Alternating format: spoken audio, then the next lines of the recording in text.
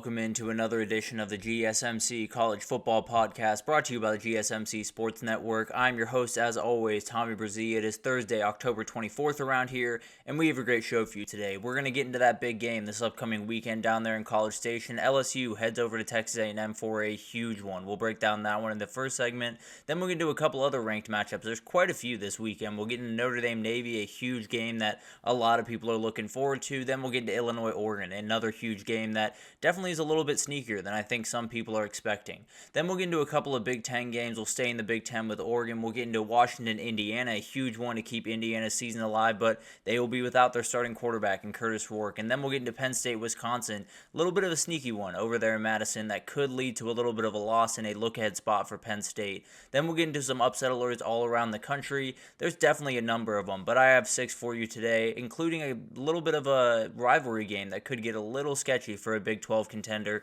And then we'll get into a little bit of a Week 9 whip around. We will get to that game that happened yesterday tomorrow, but I have a ton of games that I want to update you guys on today to make sure that you guys are prepared for this upcoming weekend. But before we jump in, I do want to remind you all we get tons of questions and comments throughout the show, and the best way for you all is to get your question on the screen. We can have fun back and forth here. To use that super chat feature at the bottom of the chat on the Sports Network page, click on that $sign, add a question, comment you'd like. Your name and that question will pop up on the screen, and we can have fun back and forth here. Definitely want this to be very interactive, so utilize that as you see fit. And also, gsmcpodcast.net is still up and running as well. It does the exact same thing. So either one of those you'd like to use, please do. Definitely helps out me as well as the network. So utilize that.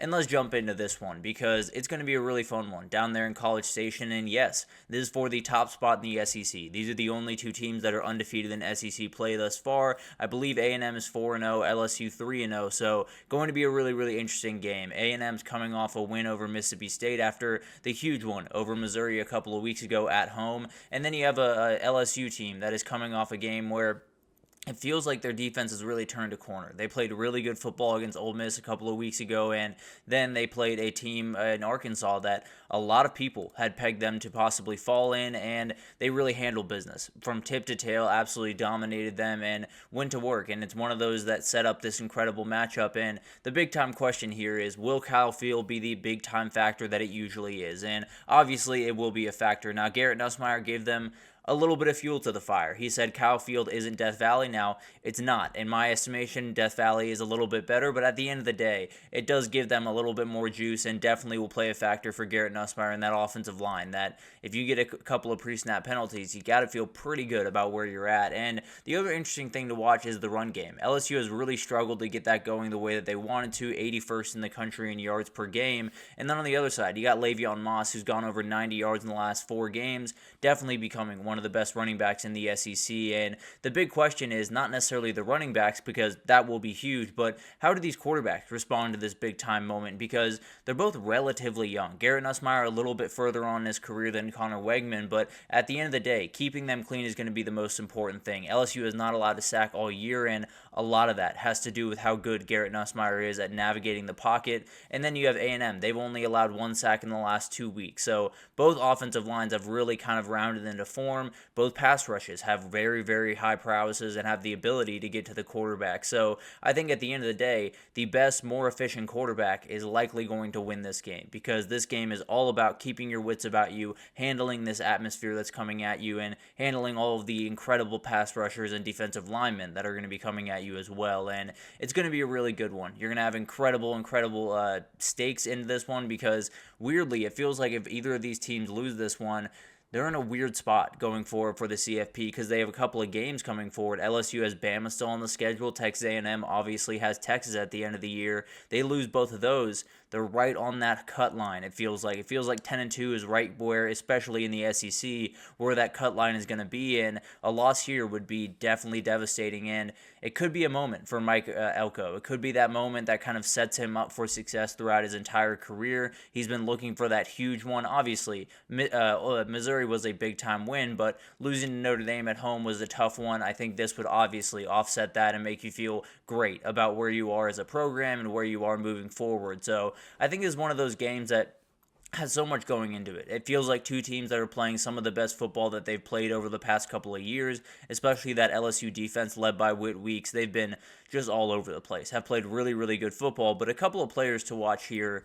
Aaron Anderson is the first one I want to talk to you about. He's second in receiving yards on the team, and when you talk about LSU, it always starts with Kyron Lacy. He's an absolute monster on the outside, one of those 50-50 guys that it's really more of a 70-30, 80-20 type guy, but at the end of the day, you do need Aaron Anderson to step up in this game. He's going to be huge for them, just kind of take a little bit of pressure off people, and then you have a ton of other guys that are going to be huge, including CJ Daniels and Mason Taylor, and we'll talk about them here in a second, but another guy to watch is Zy Alexander. He is playing really, really good football on the back end of that LSU defense. He's the best coverage corner that they have. I don't think he's allowed a catch in a couple of weeks now, so he's played incredible football. And coming into the season, when we had worries about LSU, it started with that back end, and they have a number of guys that are stepping up, but none more than Zy Alexander, that's for sure.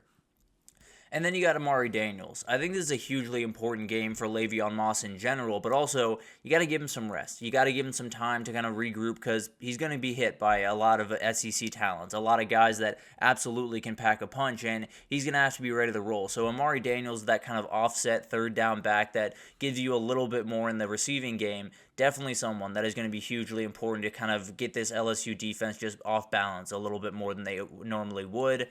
And then you have Will Lee on the other side, kind of the Zy Alexander of Texas A&M, absolutely lockdown corner, and he's going to see Kyron Lacy a ton in this game. I don't know if he's going to travel with him or anything like that, because plenty of good receivers over on the LSU side, but at the end of the day, at the end of the day, he is very, very important to what they do, and I think he's one of those guys that can totally change the way this team plays going forward and could make them into an SEC and maybe even title contender if he can really step up his play towards the end of the year.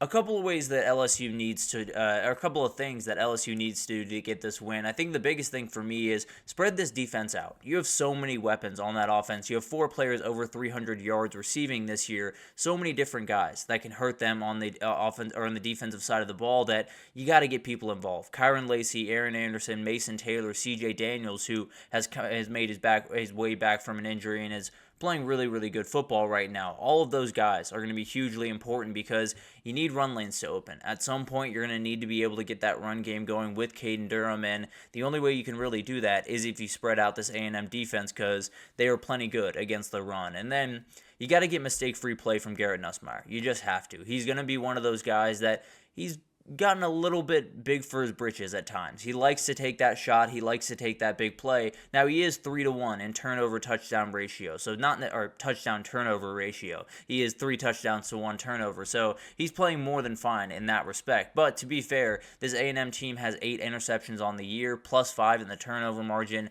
One of those things where if Garrett Nussmeier makes a couple of mistakes, he throws the ball into a couple of tight windows, which he has been known to do, you could get into a little bit of trouble, and then you got an A&M team that can just lean on you with Le'Veon Moss and this offensive line. So definitely something to watch there. I think if Garrett Nussmeier can stay off the board with interceptions and fumbles, it's going to be really tough to slow down this LSU offense if you're A&M. And then you got to get Connor Wegman. You got to get Connor Wegman off his spot. You very badly do. This is a very aggressive, intense LSU pass rush that averages 4 sacks a game. So they're getting after people. They're doing an incredible job at getting after people down after down.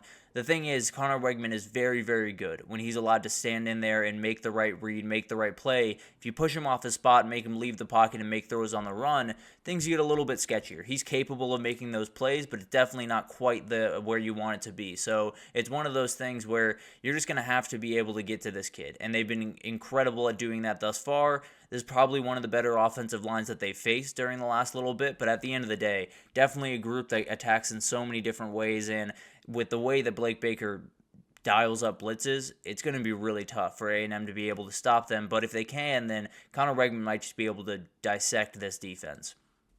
And then on the other side for A&M, you got to find a way to get to Garrett Nussmeier. You have to be able to heat him up at some point in this game because when he is obviously solid at limiting turnovers. We just talked about that. But when you get pressure on him, he only completes 40% of his passes. He has 1 touchdown to 3 INTs. finding a way to get home is going to be huge. So Nick Scourton, Solomon DeShields, a lot of these guys, Cassius Howell, a lot of these guys that are hugely important to the pass rush for A&M are going to have to win some one-on-one matchups against some really good offensive tackles, two guys that I fully expect to go in the first round of NFL draft. So definitely going to be something to watch here. If they can get to Garrett Nussmeier, then maybe you can get some of those mistakes that we talked about a second ago. But establishing the run early is going to be another part of this. A&M does not want to play from behind in this game. I can promise you that. They absolutely want to be able to play in front, set the pace, set the tempo of this one, and they have a really good running back to do it. Le'Veon Moss has been incredible in the last 4 games, over 90 yards in each of them, becoming one of the best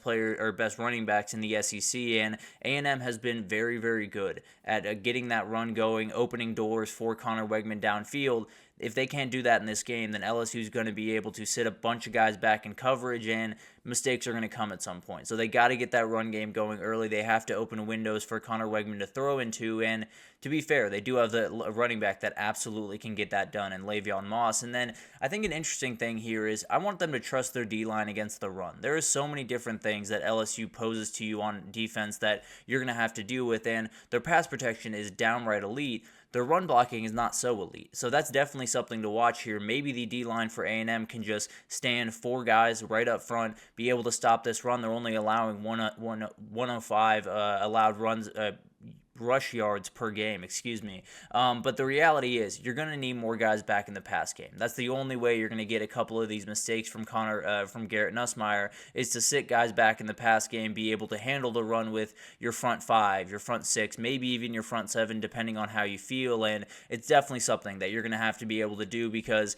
if you let Garrett Nussmeier have some time to work back there, or if you let this run game get going, there's no chance you're going to be able to stop LSU. I can almost promise you that. And I think this one's going to be a little bit of a slugfest, but I do like LSU in this game. I think LSU has the quarterback that I feel a little bit more confident to make those big-time plays in that moment. And I think when you look at this LSU defense, they're really swarming. And I think it is A&M offensive line that has been great. If they can't fully stop this LSU pass rush, which no one has been able to do yet, it's going to be really tough to get Connor Wegman going, and I don't think they're really going to be able to. So I am going to take LSU in that game. Should be a really, really fun one down there in College Station, and whoever wins it is in a very, very good spot going forward in the CFP and in the SEC, sitting atop that conference, and definitely will be one of the teams that can make it over there to Atlanta at the end of the year. But let's take our first break here, and when we come back, we got a couple of ranked matchups to break down for you. Notre Dame, Navy, Illinois, Oregon, 2 games that are a little bit sneaky and definitely could be really fun this upcoming weekend, so we'll break them down right after this.